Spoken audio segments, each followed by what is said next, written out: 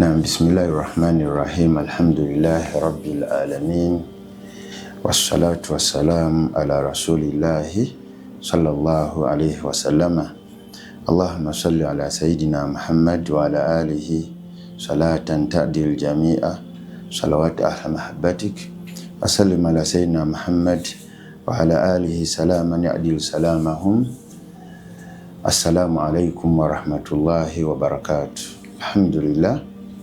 Abatulaba ku Labaika Media bakubiriza okubeera nti bbanga lyonna tusookanga netwebaza Allah ne tumutendereza olw'obulamu bwatuwadde n'okubeera nti atutuusizza nga we yatutuusa mwaka guno omupya gwe tulimu 2048 nga ffenna tumanyi buli wiiki bangi n'omu omusiraamu yaŋŋambye nti alhamdulillah agenze ku mu ddwaliro.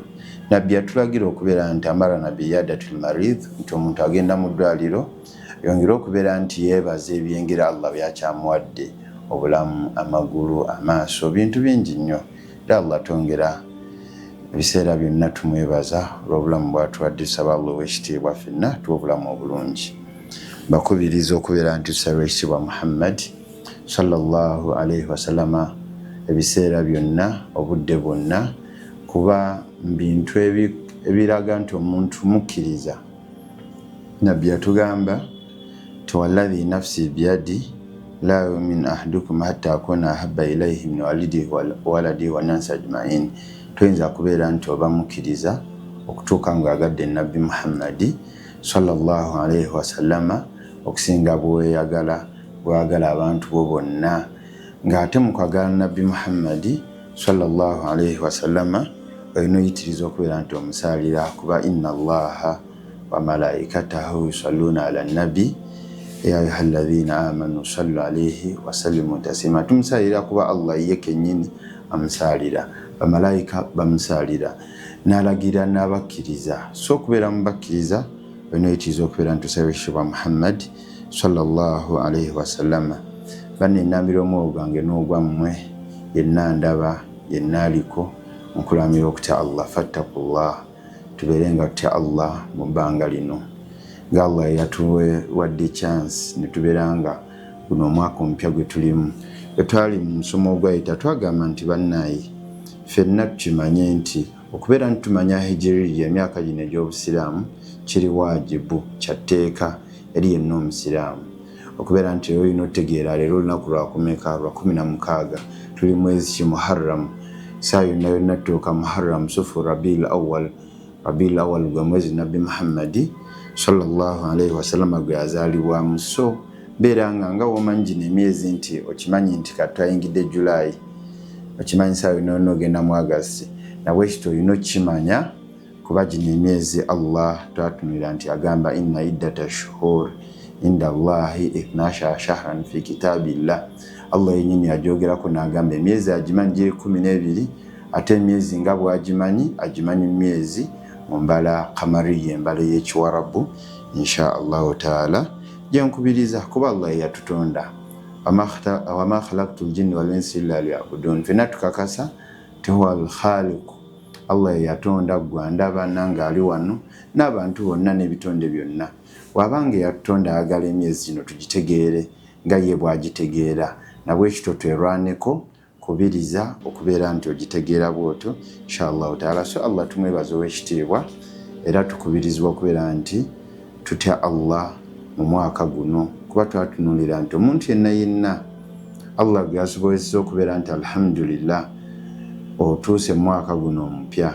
Ekikubwanjibwa ki? Mbimu ku bikubwanjibwa attaqwa, kubeera nti otya Allah. Wattaqwa huwa al-imtithali al-awamil, okubeera nti omuntu ogezaako nnyo okubeera nti okola ebyo Allah byabeera nti akulagira, n'ogezaako okubeera nti weeziiza ebyo Allah byabeera nti akuziiza. Oba ttaqwa oyinza okugamba nti okutya Allah kwe kubeera nti ndabikira Allah wansuubira, era Allah watansuubira nesitalabikirawo, kintu kyangu nnyo. Gwe kakasa nti Allah wakusuubira wooli, Allah watakusuubira toliiwo, oba ojja kubalibwa mu abo abatya Allahu jalla waala insha Allahu taala. Yo tugenda tutunulira etwali mu Dhul Hajji abasinga bakola hijja alhamdulillah abakola hijja saba Allah aberenga aba hajjul mabrur ne tubakubiriza okujja okwongera okubeera nti mulijasaringa mu kibiina kyaffe ekya Labaika Travels inshallah taala registration zatansedde eza hajji naye twali omwo mu Arafa ne tutunulira ebintu bingi naye mimimu bya twatunulira kye bayita hijjatul wida etunulira khutuba Nabi Muhammadi sallallahu alayhi wasallama ng'agiramira abantu abo byalina naye nga yonna yalina ebigambo ebikulu ennyo byenjagadde mbeere nga nzija inshallah taala tubeere nga tubyejjukanya nabyo inshallah tusabe Allah ow'ekitiibwa nga nabbi abeera nti abitulamira naffe tubikolerako omwaka gwaffe guno kuba nabyo yabiramira baswahaba ng'omwaka guweddeko ng'abakuutira batandike omwaka omupya gwe bagenda okutandika ng'ebigambo ebyo babiina mu birowoozo nga babifumintirizaako nga bagenda sobola okubeera nti babitwala omwaka gwabwe gwonna n'emyaka gyonna emirala inshallah taala nabbi waffe Muhammadi sallallahu alayhi wasallama omwaka gwa hijjatul wida gyetumanyi nti nabbi akola hijja emu ey'obusiraamu yabeera nti mu butuufu agezaako okubeera nti alamira baswahaba n'abeera nti yagenda mu kifo masjid gye bayita masjidi Nimra oba Namra era n'ebigambo ebimu n'abyogerera mu kitundu kye bayita Arafat mu lusenyu Arafa olusenyu lwayita Arafat ekiraamo ekyo ky'abaswahaba abawerera ddala emitwalo 14 inshallah taala abo baswahaba bawera emitwalo 14 ne nabbi buli abeera nti abagamba ebigambo byonna nga bagamba naye n'ebigambo bye mbagamba simanyi oba nziramu okubeera nti mbikola ki bibagamba inshallah taala ate ffe mu usul mu sharia tulina gye bayita qaida usuliya egamba al-ibrat bi umumil lafz la bi khusus sabab okubeera nti nabbi bwe yali nti agamba baswahaba emitwalo 14 kyobalabanga message yayita ne tubeera nga alhamdulillah naffe twagifuna message yali ekwata ku baswahaba naffe ffennyini abali wano nga message eyo inshallah etukwatako tusaba Allah ow'ekitiibwa abeere nga atuwa okutegeera message eyo inshallah taala nabbi yagamba ayyuhannasu abange mu abantu fina kimanyi bulungi waliwo nabbi yagamba abange mu abakkiriza naye ku luno agamba ayyuhannasu abange mu abantu byali yalinawo baswahaba naye yagamba ayyuhannasu abange mu abantu inni wallahi mazima ddala nalayira la adri la'alli la alqaakum ba'da yawmin hadha simanyi oba ngenda kuddamu basinkani luvannyuma lw'olunaku luno olw'oluvannyuma okuddamu basinkana mu kifo kino mu lunaku luno bimakani hadha simanyi oba ndiddamu funa chance okubeera nti nzija message eno ngibawenga wengendo gibawa olunaku olwaleero so nabbi Muhammadi sallallahu alayhi wasallama mu lusenyu Arafati yayogera abaswahaba kyetumanyi nti nno yali abasiibula kubeera wayitawo ebbanga ttini nnyo Allah nabeera nti yamujjula inshallah amayiza agamba farahima Allah man samia maqalati al-yawm ti Allah asaasira abantu bonna abagenda okubeera nti bawulira ebigambo bino era n'abasaba nti ebigambo bino bimuwulidde mugezeeko okubeera nti bituuka ku bantu emirembe gyonna ngaffe alhamdulillah wetwafuna chance okubeera nti ebigambo bino bituukako byetugenda okubeera nti tuyitamu era tugezeeko okutambulirako kuba omuntu yenna aba bitambuliddeko aba asobola okubeera nti yeekuuma mu mwaka mu buwangaazi bwe n'abeera nti atambulanga Allah bwagala okubeera nti otambula kuba Allah yakutonda mu mbeera yonna kyetwagambye atakwa kwe kubeera Allah wakusuubira nobeera nti Allah atakusuubirira tukola ki tubaawo nabbi agamba inna dima'akum wa amwalukum haramun oba wa aradukum wa amwalukum haramun alaykum ka hurmati yawmikum hadha fi shahrikum hadha fi baladikum hadha ala kulli shay nabbi agamba ngagezaako bino ebigambo kubeera nti bikulu nnyo nti inna dima'akum mazima ddala omusaayi gwammwe wa amwalukum n'essente zammwe oba ebyenfuna byammwe n'ebitibwa byammwe haramun alaykum timbutuufu ebintu ebyo nga mulaba nti tuli mu lunaku lwa mizizo muntakirizibwa kubeera nti ebintu ebyo abibatwalako oba abibajjako bimaana okubeera nti omuntu nga tugenda okutunulira inshallah taala. So nabbi waffe Muhammadi sallallahu alayhi wasallama Allah ali yamuwa ekintu watunulira mu Bukhari nabbi yagamba buithtu bijawami ilkalim ti Allah yampa ebigambo nga njogera ebigambo bitini ne bibeera n'amakulu mangi nga ne tugenda okutunulira example nga okubeera nti jamiul kalim الكلمات القليلة التي تشمل على معاني كثيرة tebigambo oba olabanga ebitini naye nga birina amakulu mangi nnyo era ffenna tumanyi bulungi nti waliwo hadithi za nabbi Muhammad sallam nga bazigezaako okubeera nti bazisharaha bazitegeeza abantu naye ng'oli mu hadithi jasseemu asobola okugyamu ekitabo kiki kiramba olw'amakulu olw'ekyengera Allah kyawa nabbi Muhammadi sallallahu alayhi wasallama ng'olaba nti innamal a'malu binniyati nga nabbi wagamba nti mazima ddala emirimu gyonna gizimbwa ku nniya naye mu mirimu gyonna oyinza okugamba esswala emirimu gyonna egy'obusiraamu era kyova olabanga ibaada zonna omuntu aba akola ibaada etubatandika tugamba ibaada okkirizibwa erina okubeeramu kye bayita al-ikhlas aniya kubeera nti ogikola khalisa lillahi taala wama umiru illa liyabudu llah mukhlisina lahu ddin wanabbi akoma innamal a'malu binniyati katujje sharu najja nga bannyonnyola esswala azzaka alhajju al umra assadaqa emirimu gyonna okubeera nti nabbi agamba ebigambo ebyo nga abigamba kuba asooka agamba ya ayuhannasu abangemu abantu aw yawmin hadha mazima ddala lunaku kino lwe tulimu ne bamugamba yawmul haram lunaku lwa mizizo n'abuuza mwezi gwe tulimu shahrul haram era mwezi gwa muzizo nga olaba nti olunaku guno mwezi gwe tulimu muharram mwezi gwaki gwa mizizo era nabbi waffe Muhammadi sallallahu alayhi wasallam era muno mu hijjatul wida yalaga nti waliwo emyezi esatu dhul qada wa dhul hajj wa muharram gyegobereganye oba giri next to next nenge emyezi egyo gya mizizo nabayo omwezi omulala gumu gwe bayita rajabu omwezi ogwa rajabu nawo gwa mizizo naye gwo teguliraanye gino emyezi emeka esatu inshallah taala. So agezaako balaga nti nga muli mu nnaku ez'emizizo n'emyezi egy'emizizo nti kiri haramu nnyo omuntu yenna alina okubeera nti ajjawo obulamu bw'omuntu twagadde tujje olw'embeera eyitiridde mu ggwanga kuba mu butuufu otuuka ekiseera omuntu n'akunyuza n'agamba nti mu butuufu obweraliikirwe obwendiko nze mu ofiisi nga maneja oba nga alina ekifo kyonna kyalimu n'agamba nze sisobola kulya ku ofiisi kagabe mazzi siganywa lwaki ate okubeera nti bamutega obutwa otuuka ekiseera abantu ne babeera nti olw'ebyenfuna olw'okwagala ssente omuntu n'akwata kinawulidde peeva n'agikuba munne amuggyemu obulamu munne afe ye akole ki amuggyeko byonna byamubbako otuuka mu mbeera n'esayidi ey'ekiwalimu abantu abalina ebifo ebyenjawulo n'abeera nti bo bennyini batuuka ekiseera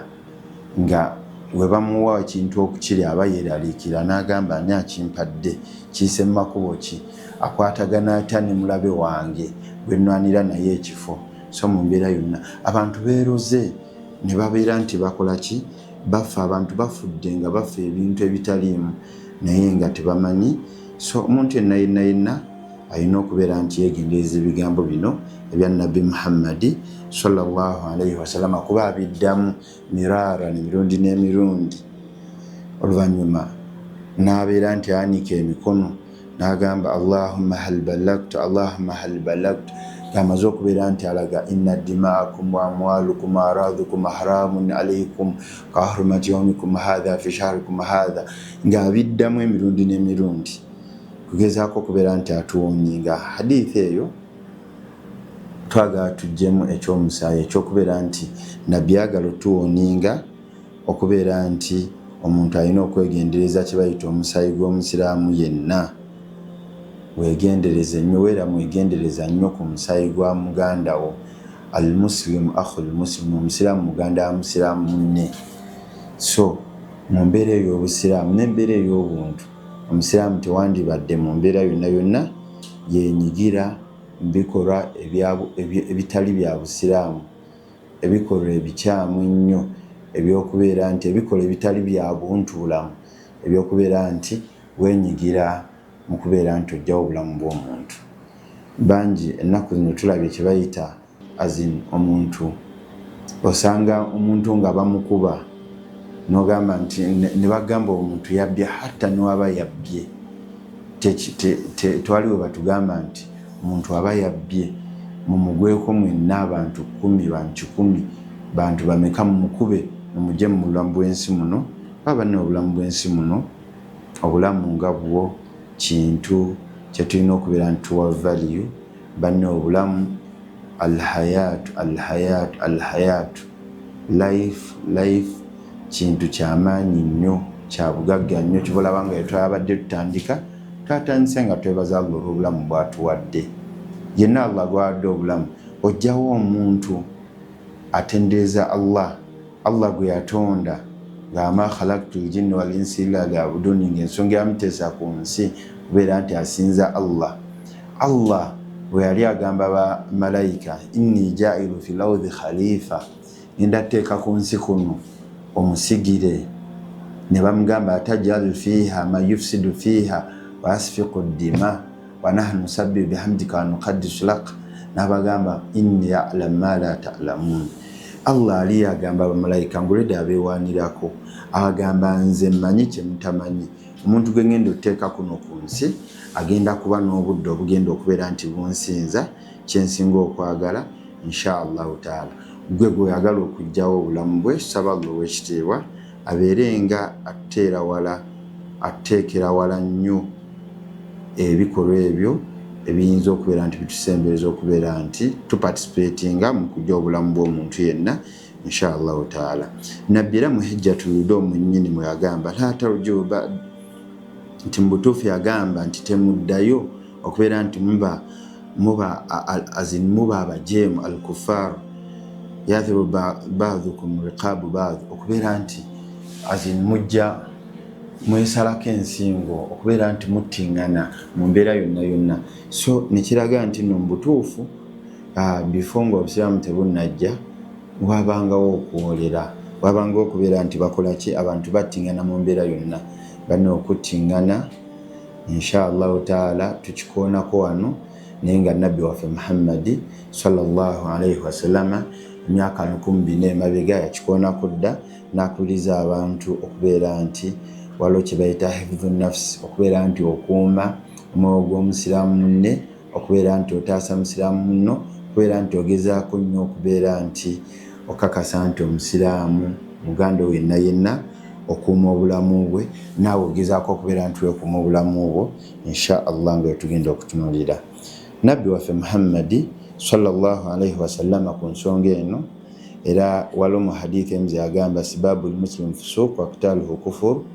Timbutuufu yalaga nti omuntu yenna yenna woba wenyigidde mu mbeera y'okubeera nti ojja omuntu mu nsi muno, oba otta omuntu, oba wenyigidde mu kubeera nti ojjawo obulamu bw'omuntu, butuufu oba okoze ebikolwa eby'obukafiiri byetaagisa okubeera nti begayira Allah atawbatun nasuha, abeere nga akusonyiwa inshaallahu taala. So zambi ddene nnyo mu mazambi amanene ag'obusiraamu omuntu okubeera nti agezaako okubeera nti ajja obulamu bw'omuntu.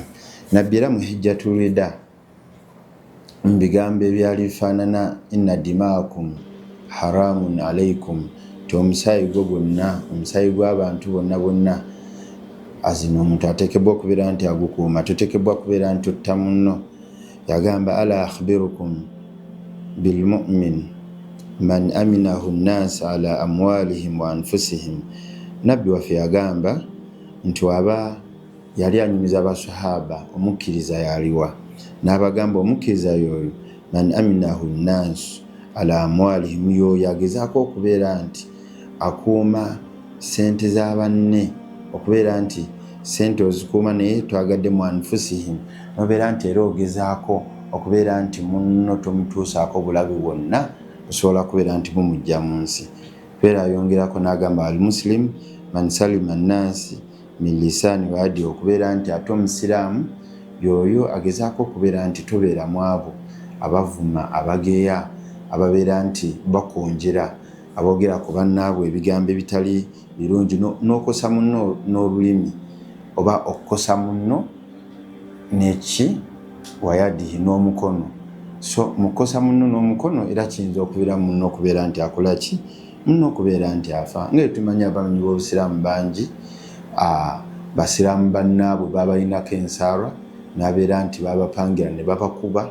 So emikono egyo nga gy'abasiraamu bennyini negiviirako abasiraamu abo okubeera nti bafa. Nga Imam Shafi nti abasiraamu bennyini abamukuba baali basiraamu abamukuba baseeka abamu nga be babapanze, era okumukuba okwo emiggo kyekyamuviirako okubeera nti akola ki, Allah amujjulula inshallah taala.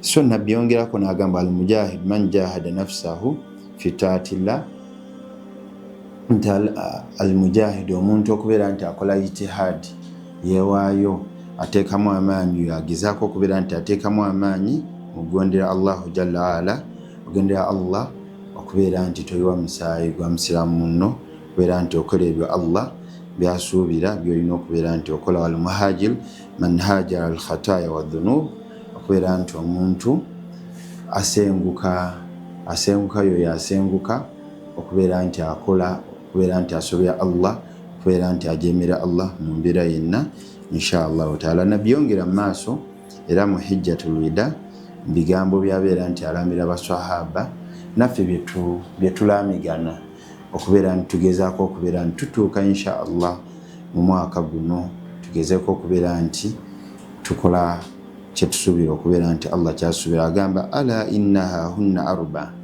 bimaana fahdhuruhunna ya ummati lislam, tumbeere nga mugezaako nti mwewala ebintu bina. Bintu ebyo ebina nabbi agamba an la tushriku billahi shay'a, twala okubeera nti tugatta ku Allah n'ekintu kyonna kyonna ekirala. Wala taktulu nafsa allati harama Allahu illa bilhaqi, n'okubeera nti nabbira mu hijjatul wida okujjawo kiri inna dimaakum haramun alaikum. Yongera mu maaso n'abeera nti yabannyonnyola n'agamba nti mu butuufu olwava ku shiriki ogatta ku Allah n'ekintu kyonna ekirala, ezzambi eddala ekkulu eddene kwe kubeera nti omuntu mu butuufu atta munne oba akola ekkubo lyonna lyonna eriyinza okuliidinga ku munno okubeera nti aba mulamu bw'ensi muno inshallah taala. Nabyongerako ebintu bingi, wala tazinu obwenzi, wala tasiriku obubbi. So banne okutta zambi ddene erigwa mu mazambi gano amanini inshallah taala, getusaba Allah ow'ekitiibwa abeerenga atukingiriza. Bino byonna tubireeta kubeera nti omwaka guno 2048 kwekubiriza kubeera nti woolaba abantu nti bali mu kuba muntu simanya yabbye, woolaba munno nga atandise ofunamu ensaara eziyinza omuviirako okubeera nti aloga munne, okubeera nti afuna ekkubo lyonna lyasobola okuyita munne abeere nga afa gyatwala ekifo kyonna. Mbeera nga omuadvisinga nti banne ezambi mazambi amanini busiraamu gagenda okubeera nti akola inshallah taala. Allah yagenda maaso n'atugamba mu Quran ey'ekitiibwa wala taktulu nafsa allati harama Allahu illa bilhaqi, era kwongera kutulaamira n'atugamba temugezanga nembeera nti mujjawo abaddu bange bentadde mu nsi okubeera nti mbateeka okubeera nti bansinza. Era n'agamba man yaktul mu'minan mutaammidan fayazaahu jahannam khalidan fiha wa ghadiba Allahu alayhi wa la'anahu wa adda lahu adhaban azima. Allah akulaga nti omuntu yenna aba asse omukkiriza mutaammidan ng'agenderedde fajazaahu jahannam, empeera yakubeera nti ayingira omuliro jahannam khalidan fiha, omuliro ogwo ng'agenda gubeera mu lubeerera togenda kubeera nti oguvaamu. Wa ghadiba Allahu alayhi, ate mu kuyingira omuliro obeera n'ekibonerezo abantu tugeze wojjawo obulamu bw'omuntu obeera n'ekibonerezo kya kubingira muliro Allah aba akujjolodde naye n'osigalawo ku nsi wagadba Allahu alayhi obeeramu abo Allah banyiigira fenna tumanyi bulungi tusaba nnyo Allah hubbuka Allah tumusaba atwagale agale abo bye twagala asobose okubeera nti tukola emirimu egyo gyetusembeza okubeera nti atwagala naye tosobola kubeera nti Allah omusaba bwotyo ng'ate wagadba Allahu alayhi nga Allah akunyiigidde. So Allah omuntu yenna ajjawo obulamu bw'omuntu obeera ossa omuntu abadde akeera ku makya n'asala subuhi n'asala zuhuri n'asala asiri n'asala magaribi n'asala isha simanyi nakumanya manyi Allah emitima gino atuuka ekiseera n'agifuula nga mikyafu nnyo nga tegiraba na bunene bwa kintu. Omuntu wayinza keera ku makya n'ajja obulamu bw'omuntu nga talabye bunene bwa kintu kyakoze nti omuntu ono gujjeewo muntu wa Allah huwa khaliqul makhluqati yamutonda n'amuteeka ku nsi. So mu mbeera y'okumutonda alina ensonga ze lwaki yamutonda. So Allah yalina obuyinza obujjawo omuntu gwe nga gwe omuntu tolina buyinza mbeera nti bujjawo omuntu inshallah taala. So Allah agamba agadba Allahu alayhi walanahu adda lahu adhaban azima. Allah era n'amukolimira n'abeera nti omuntu oyo alinda ebibonerezo mu butuufu eby'amaanyi ennyo inshallah taala. Kibula nga Allah agenda mu maaso n'agamba min ajli dhalika katabna ala bani Israil annahu man qatala nafsan bighayri nafsin aw fasadin fil ard fakannama qatala an-nasa jami'a. Allah agenda mu maaso n'agamba yali agamba nti banu Israil yagezaako okubeera nti bannaye abeewaza okubeera nti baddira bajjawo obulamu bw'omuntu yenna oba battingana n'abagamba omuntu yenna bighayri nafsi aw fasadin fil ard omuntu yenna abeera asse omuntu n'abeera nti akoze ezambi eryo mu nsi muno fakannama qatala an-nasa jami'a obeera nga asse abantu bonna. Otta omuntu ogwo obeera nga asse abantu bonna. Ate fakannama ahya an-nasa jami'a ate oba ng'abasawo kyolaba nga abasawo tubeebaza nnyo emirimu gye bakola n'abeera nti bataasa abantu abagenda okubeera nti bakola ki bafa abantu ababa balwadde. So mu mbeera y'okubeera nti tuyambagana era woolabanga nti bagambye nti lino kkubo lyakubeera nti litaasa obulamu bw'omuntu totunulira kintu kyonna wenyigiremu obeere ng'otaasa kuba Allah agamba fakannama ahya an-nasa jami'a. Wowe omuntu omu obulamu obeera nga awadde abantu abangi obulamu inshallah taala. Kyetukubiriza ffenna tulwane kubeera nti kyebayita hifdhu nafs tutaasa obulamu bwaffe n'obulamu bw'abantu bonna. Tulwane kubeera nti abantu babeera abalamu inshallah taala.